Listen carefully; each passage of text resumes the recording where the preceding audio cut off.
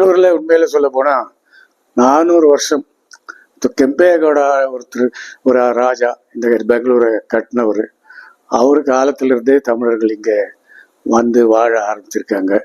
இன்னைக்கும் கூட பார்த்தா பல இடத்துங்கள்ல பெங்களூர்ல அவர் லால்பாக்ல கூட அவர் கட்டின ஒரு மண்டபம், அதுல முருகருடைய சிலை இருக்கு, தமிழ்ல ஓம்ன்ற எழுத்து இருக்கு.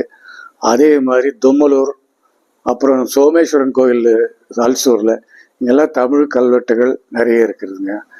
ஏன்னா இந்த திமுகவும் அதிமுகவும் இங்க அவங்களுடைய கொள்கைகள் இங்க பேச போய் இவங்க கொஞ்சம் வெறுக்க ஆரம்பிச்சாங்க அந்த கட்சிங்களை. அந்த கட்சிங்களால தான் தமிழர்களுக்கு இங்க பிரச்சனையை தவிர கன்னடர்களாக எங்களுக்கு எந்த ஒரு பிரச்சனையும் கிடையாது. அவங்க எல்லாருக்கிட்டையும் நல்லபடியாக அண்ணன் தம்பி மாதிரி தான் பழகுறாங்க. இந்த சின்னசாமி ஸ்டேடியம் கூட ஒரு தமிழர் தான் அந்த கிரிக்கெட் ஸ்டேடியமுக்கு இடத்த கொடுத்தாரு கண்டோன்மெண்ட் ஏரியாவில். இன்னைக்கு அந்த இடத்துல ஒரு அடி 50